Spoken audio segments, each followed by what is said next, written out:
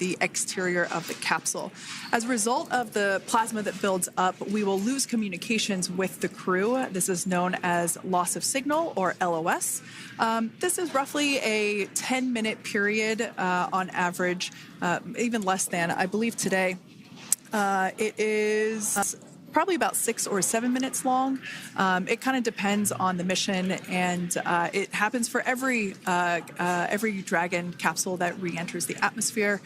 Due to that plasma buildup, we're not able to communicate or command the capsule, so we stand by while we wait to regain communication after we pass through that period of loss of signal and get what's known as AOS, or acquisition of signal. Continuing to stand by for claw separation, and then we'll look towards trunk separation. It'll be just about a minute or so after that. That happens pretty rapidly in succession. Some of our milestones will take a little bit longer throughout the day. For example, we will have a deorbit burn after that will take about 7.5 minutes and helps get Dragon set up in the right trajectory to splash down in the Gulf off the coast of Florida. So continuing to stand by for claw separation.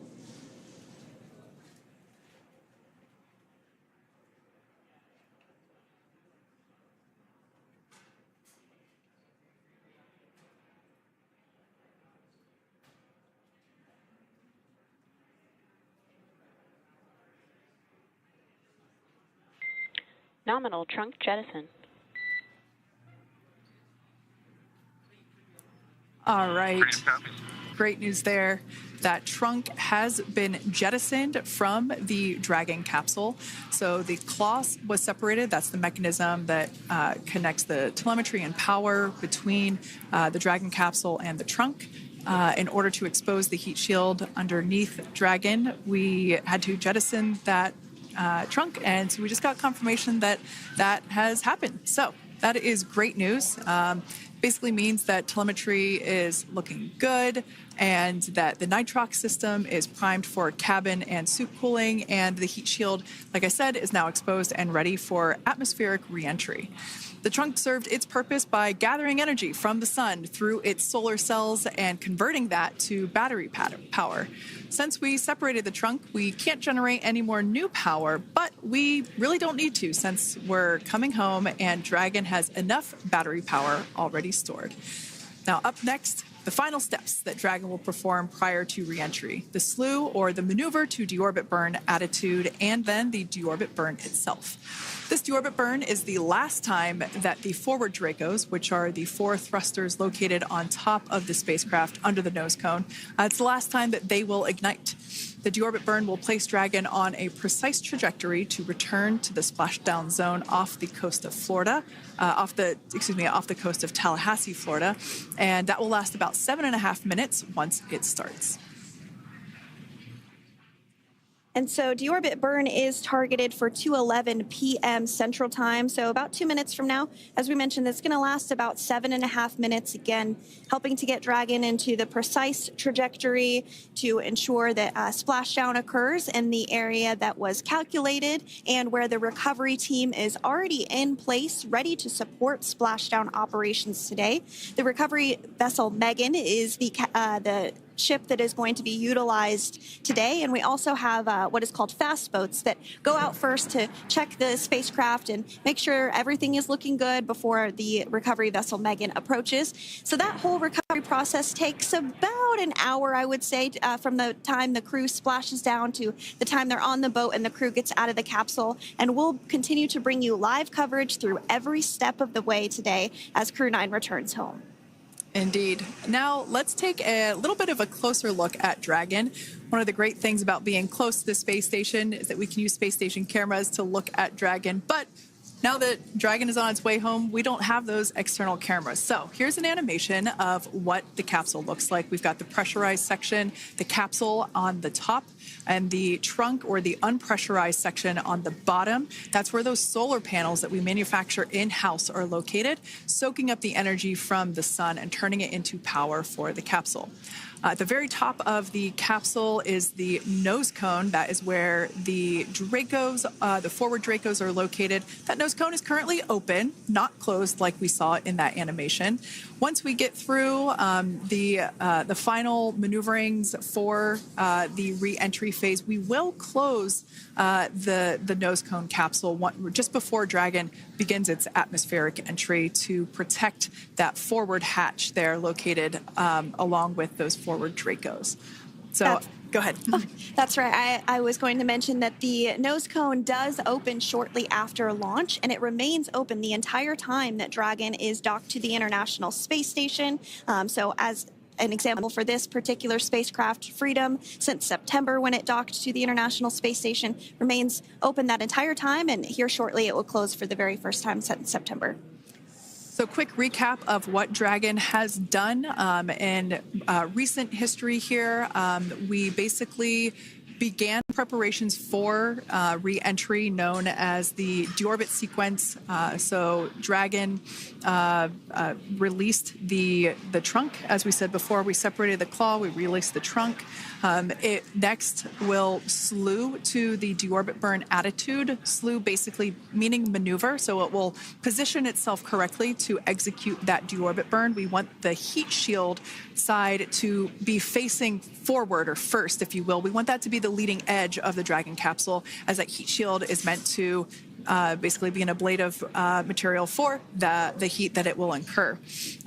Once we complete that deorbit burn attitude slew, we will initiate the deorbit burn itself. That will last for several minutes, expecting that to be to start here any moment now, actually, and then it will go until about 2:18 p.m. Pacific time or 5:18 p.m. Eastern time. And I did hear confirmation that deorbit burn is underway. As we mentioned, it's about a 7.5-minute burn. So within the last 10 minutes, Dragon has jettisoned its trunk and initiated the deorbit burn just seconds ago. As mentioned earlier, for those operations, NASA and SpaceX closely coordinate with the United States Coast Guard to establish a safety zone to ensure public safety and for the safety of those involved in the recovery operations, as well as the crew on board the returning spacecraft. Multiple notices are issued to the mariners in advance of and during recovery operations, and Coast Guard patrol boats are deployed to discourage boaters from entering the spacecraft, the splashdown zones. So we do want to stress to the public the need to respect this safety zone. Recovering a spacecraft from the water is a hazardous operation, and any other boats interfering increases the risk to not only the astronauts in Dragon, but the teams working to recover them from the water and the safety of those that may come too close. So for the safety of the crew, which you see there on your screen, your safety, we recommend you sit back and watch as we'll continue to bring you the best possible views of our astronauts' homecoming. Yeah, as I mentioned earlier, this deorbit burn is the last time that we will utilize our 4 forward Draco thrusters. Forward basically meaning at the top of the Dragon capsule. Dragon Freedom has not yet entered the Earth's atmosphere. This deorbit burn is what will line the vehicle up and put it on its final trajectory to the landing site right off the coast of Tallahassee, Florida. So basically, it is the last burn that the Dragon spacecraft executes and is what really locks it in for that precise landing. As you can see on your screen right now, Nick, Suni, Butch, and Aleksandr are using their screens to keep tabs on the burn duration, the Draco firings, and trajectory details such as entry angle, spacecraft perigee, and how much distance remains until deorbit burn termination. As I mentioned earlier, Dragon is flying itself. So all the crew has to do is stay strapped into their seats and keep tabs on things. Although I must say, if I had one of those window seats, it would be pretty difficult to restrain myself. Now, with Nick, Suni, Butch, and Aleksandr ready to deorbit and splash down back on Earth, they will be heading to one of 8 targeted sites supported by SpaceX and NASA. All of these sites are located off the coast of Florida, either in the Gulf of America or the Atlantic Ocean. Spreading the supported sites across multiple locations helps maximize the return opportunities for this mission and future crews, lowering the chance that we'll have to wave off due to bad weather. For those of you following along, you'll know that today's splashdown marks our final Dragon recovery on the East Coast. After 6 great years of successful recovery operations off the East Coast, we'll be moving all Dragon recovery operations back to the West Coast. And as always, NASA and SpaceX jointly select our splashdown location. And for today, the prime recovery site is off the coast of Tallahassee, Florida. The selection process works with a lot of different variables, including the space station's orbital trajectory or path that it follows, what landing sites are available and have favorable weather, how much free flight capability Dragon has for the trip home, and the sleep schedules for the returning crew members, as well as, of course, the big one, the weather. We'll start with calculating daily return options based off of the space station's current orbit and Dragon's capabilities to maneuver and line up for re-entry. The time from undock to landing at the primary site can vary from less than 6 hours to more than 39. Getting home the quickest comes with some obvious benefits, but we always have to make sure the crew is properly rested for dynamic operations, preventing us from scheduling 20-plus hour days for them, of course. Trajectory and ballistic experts provide the daily opportunities that would line up Dragon with the 7 landing zones and split them into what we call ascending and descending opportunities. Dragon uses its Draco thrusters after leaving station to execute a series of altitude-lowering maneuvers and to line up with the selected primary site. It can also change to different alternative sites while in a free flight if sudden weather moves in that we may need to avoid. So, as we mentioned, weather is something we're constantly looking at, making the final call to proceed about 2.5 hours before the crew undocks. So, for the CREW-9 return, we looked at a number of weather items. Some of the obvious ones are no rain or a chance of lightning in the recovery zone, both for the safety of the crew inside Dragon and the recovery teams in the water. And we're also looking for wind speeds to be less than 15 feet per second or about 10 miles per hour, and relatively calm seas so that we can safely execute recovery operations, which includes landing a helicopter on the recovery ship to fly Nick, Suni, Butch, and Aleksandr back to Florida. Once Dragon began flying today, we had a number of additional checkpoints to either proceed towards the primary site, head to the alternate, or select a new zone based on real-time weather data. These checks happened all the way up until we were in the final hours before the deorbit burn, which has just about a minute or so left in it. And this is the last burn in the trip home that commits Dragon to re-entering the Earth's atmosphere. Now, we are currently waiting to conclude the deorbit burn. We've got less than a minute until that finishes. We will expect to hear a call out for nominal burn, which will confirm completion of that deorbit burn for Dragon Freedom. We can see images there from the touchscreen display panels that the crew utilizes in flight. We can see the visualization of exactly which one of the 4 forward Draco thrusters are firing. That's why you have kind of like a strobe effect there.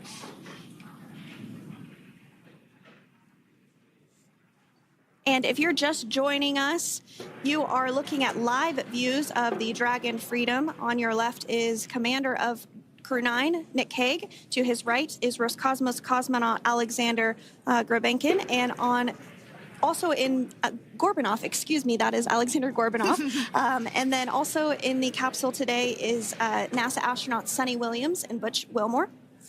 We are awaiting confirmation that their deorbit burn is complete, which is the last burn that's going to help set them up on a trajectory to splash down off the coast of Florida. Deorbit burn complete. Performance nominal. Nose cone closure initiated. Freedom copies.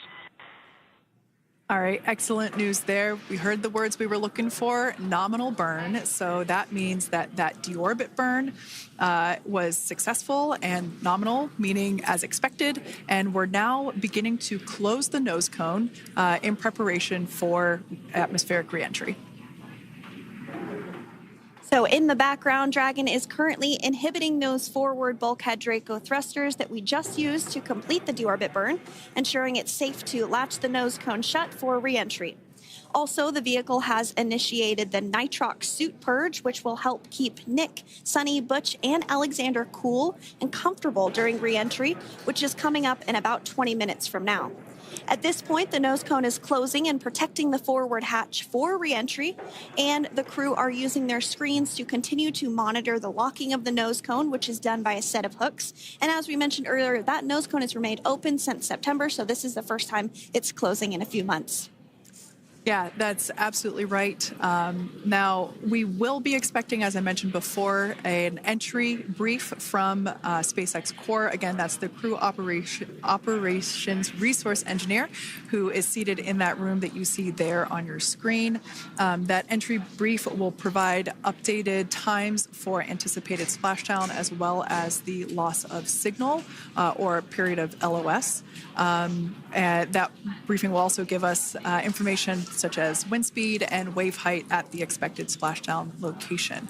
But all in all, everything has been great today. All events have been executed on time as expected, and we are looking forward to a splashdown of the CREW-9 crew at about 5:57 p.m. Eastern Time or 2:57 p.m. Pacific Time. Between now and then, things are going to start moving quite quickly. In fact, if anything, this will have seemed like the slower part of the reentry phase. We're going to go through, like I said, that period of loss of signal or LOS. That period is a few minutes long where we are unable to communicate or command the capsule due to the plasma that builds up on the exterior of the capsule. That period, like I said, lasts for a couple minutes. You will start to hear SpaceX Core hail the CREW-9 crew a little bit earlier than expected because we, in the past, have actually regained communications a couple minutes earlier than initially anticipated. So we'll go through that period of loss of signal, that entry period, that specifically when the Dragon spacecraft is re-entering through the atmosphere. Approximately at about 18,000 feet when the capsule is traveling at 350 miles per hour. We will see our first views of parachutes for the day. It's one of my favorite moments of return sequences is when we get to see the drogue parachutes. We'll see the drogues come out. Those drogues will help slow the vehicle down to about 119 miles per hour. And then that is when the main parachutes will come out from the Dragon spacecraft and then ultimately end in splashdown. And we are hearing confirmation that the nose cone is closed and everything was nominal or as expected with that closure. So as we begin the second half of entry, Dragon is now beginning to inject cooled nitrox into the air being delivered to the spacesuits worn by Nick, Suni, Butch, and Aleksandr. Again, this is what will allow the crew to remain comfortable while external temperatures reach 3,500 degrees Fahrenheit as they re-enter the Earth's atmosphere.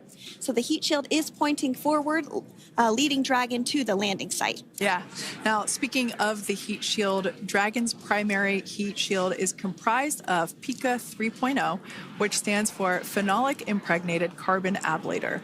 The first-gen PICA was initially developed by NASA for studying and sampling comets within our solar system. SpaceX partnered with NASA to develop PICA-X, which was the second-generation product used on all Dragon 1 cargo resupply service missions that resupplied the International Space Station on 20 missions. PICA 3.0 was developed specifically for use on Dragon 2 crew and cargo with enhanced structural and thermal capabilities that allowed the heat shield to be even more effective in the way that it utilized the ability to make that heat ablevate as it goes through the Earth's atmosphere.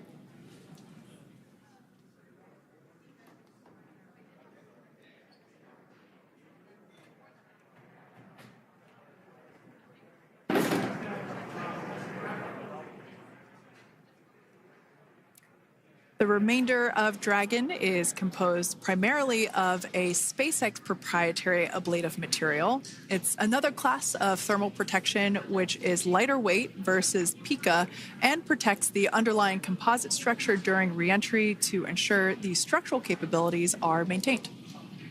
While Dragon will experience temperatures well over 3,000 degrees during peak reentry conditions, the characteristics of the thermal protection system coupled with the environmental control and life support system in the pressurized interior will ensure that Nick, Suni, Butch, and Aleksandr stay cool and comfortable during all phases of reentry through splashdown.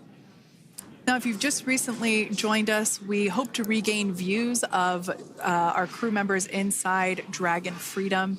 But we don't have those available at the moment due to ground station coverage. So we will bring those back to you as soon as we can. Now, after Dragon Freedom has re-entered the Earth's atmosphere, a series of parachutes will deploy to slow the crew's descent.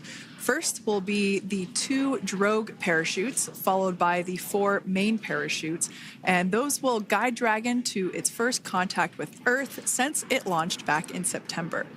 Dragon will automatically deploy these parachutes when different pressure and positioning sensors on the spacecraft detect that they're at the right speed and altitude. Vehicle velocity at drogue deploy is approximately 350 miles per hour, and they deploy at about 18,000 feet. Now, when the vehicle velocity at main deploy is approximately 119 miles per hour, and they deploy at about 6,500 feet. When Dragon splashes down in the water, the vehicle velocity will be about 16 miles per hour, so you can really see how those parachutes help to slow down the crew inside the capsule. The highest G-load the crew is expected to experience today is about 3 to 5 Gs. Yeah, when you think about really fun roller coasters, they're about in that range. So I'm sure that our crew on board will be well equipped to experience those Gs. It's nothing for them. They go through much more intense training. And so we are continuing to make our way through a number of milestones today. We did have trunk separation. Freedom, SpaceX. Nose cone is secure for entry. Freedom copies.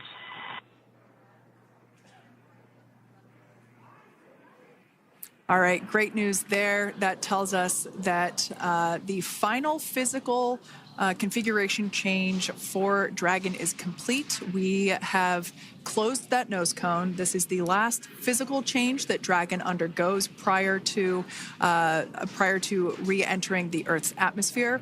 It's important that that nose cone is completely closed because underneath it is not only where the 4 forward Draco thrusters are located, but it's also because that is where the forward hatch is located. That is the hatch that is utilized for the crew to ingress and egress from the station while it is docked on board. And since our capsules are flight proven and we reuse them on future space flights, we want to make sure that all of the integrity of that hardware remains intact. So that nose cone is successfully closed, and we're going to start moving pretty quickly here. As I mentioned before, we'll go through loss of signal.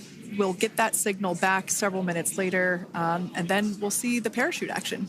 Yep, and then that's all ahead of splashdown off the coast of Florida. We're targeting Tallahassee as our splashdown zone today at 2:57 p.m. Pacific time this afternoon. Now, you did mention the call to the crew. They'll do some additional calculations following that burn and potentially let us know if that splashdown time has changed at all. But right now, we are continuing to target 2:57 p.m. And you can see there on your screen a path of where Dragon will be re-entering today. So if you are in the southern tip of Mexico, you might have the opportunity to see Dragon. Because it's a daytime splashdown, you probably won't have too great of views, but potentially you'll have the opportunity to get a glimpse of it there. Once again, Dragon operators, they're monitoring the progress of Dragon through this re-entry phase. That is SpaceX Mission Control, located here in Hawthorne, California. That is also where the crew operations and resource engineer is seated. That person is the voice that we have heard multiple times and will continue to hear as the primary point of contact to to the crew on board Dragon Freedom. We will also hear the voice of Commander Nick Hague. Basically, after we hear the Corps communicate something, we will hear Nick Hague indicate that they copy, that they heard the message well, some sort of recognition that the message was received. And if you joined us yesterday for our coverage during the undocking, we were communicating through something that's called a big loop. We do that when we're in integrated operations with the International Freedom, SpaceX, for entry sequence. Report when ready to copy. Ready to copy. All right, I've got some updated times for you. Our comm blackout start time is 2144. Our comm blackout end time is 2151, and our splashdown time is the same per your displays, 2157.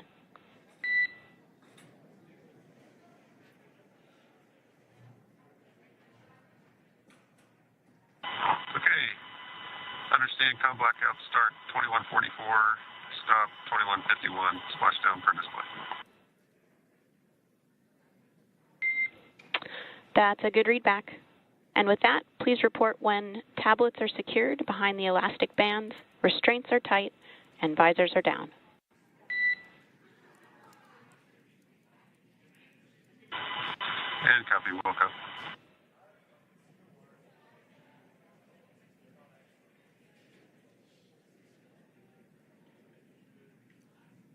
And with that communication from the Corps or Crew Operations Resource Engineer here in Hawthorne to Commander Nick Hague of Crew Dragon Freedom, we did hear that the loss of signal period is still at 2:44 p.m. Pacific, but we had a 1-minute adjustment to the acquisition of signal. That's going to now be at 2:51 p.m. Pacific time. However, our splashdown time remains the same at 2:57 p.m. Pacific time this afternoon off the coast of Tallahassee, Florida.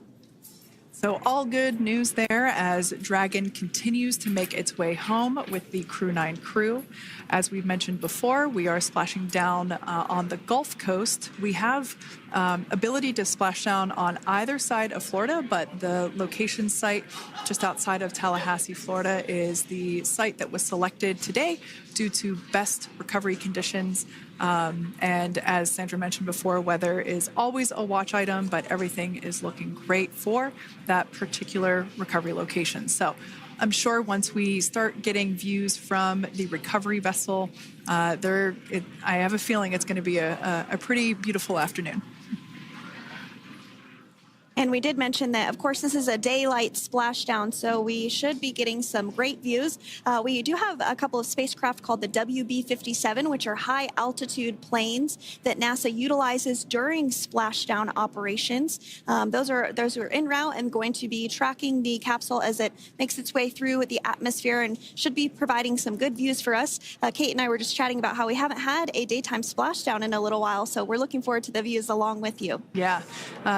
Nighttime views are also great because we can see that capsule streaking through the night sky quite brightly. So like Sandra, you said earlier, daylight will be a little bit less bright, but we will definitely be able to see the SpaceX recovery team operations much clearer. I could also imagine it's probably a little bit easier for the team themselves to do their work in daytime than at nighttime. We'll see them rush in really quickly with a couple of fast boats as they begin the initial safety checks and sweeps of the Dragon capsule, while also retrieving the parachutes from the surface of the ocean. The recovery vessel, the main recovery vessel, will continue to make its way closer to the Dragon capsule. It is stationed a couple miles away from the actual recovery location, the splashdown location, for obvious safety purposes. So it takes a little while for that vessel to make its way over, but once it's closer, we'll have even better views of those recovery operations. And you may be wondering why sometimes we splash down in the daytime versus the nighttime. And believe me, we would all love for these operations to happen during regular daytime working hours. But unfortunately, orbital mechanics just doesn't quite work out that way. So it has to deal with the location of the International Space Station, as well as where the splashdown zone is on Earth and that trajectory, as well as the phasing. So as we mentioned earlier, sometimes we have phasing as short as 6 hours, sometimes in excess of 30 plus hours. It just depends on where the targeted area is that the capsule is going to splash down. So today's phasing has been 17 hours since undocking occurred at 10:05 p.m. Pacific yesterday evening for us here in Hawthorne.